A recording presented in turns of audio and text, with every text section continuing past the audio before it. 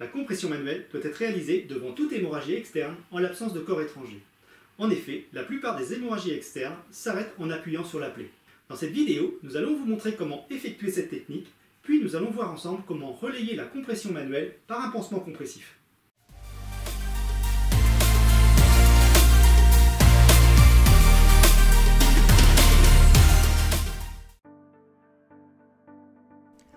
Après s'être équipé de gants à usage unique pour éviter de contaminer ou d'être contaminé par la victime, on va venir appuyer fortement sur l'endroit qui saigne avec les doigts ou la paume de la main. Puis pour augmenter la compression, on va venir interposer le plus tôt possible entre la main et la plaie plusieurs compresses ou un pansement. On va maintenir la compression de la plaie jusqu'à un relais par un pansement compressif. Pour les personnes qui prennent des médicaments servant à fluidifier le sang, on va prolonger la compression manuelle avant de mettre en place un pansement compressif.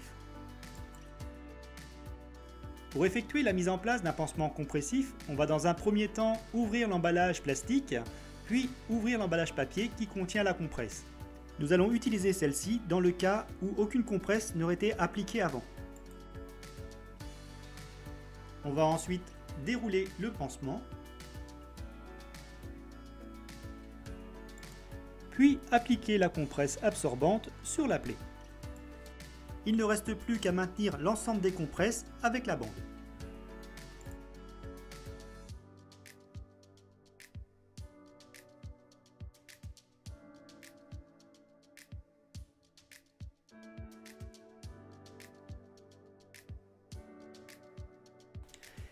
Il se peut que dans certains cas, le pansement compressif puisse cacher un saignement ou l'effet de mettre un bandage de type circulaire peut conduire à un effet de garrot. Aussi, il convient de surveiller attentivement l'apparition progressive d'une douleur diffuse ou d'un saignement. Il convient alors de contrôler régulièrement l'état du membre, tel que le pouls, le temps de recoloration cutanée ou l'aspect de la peau.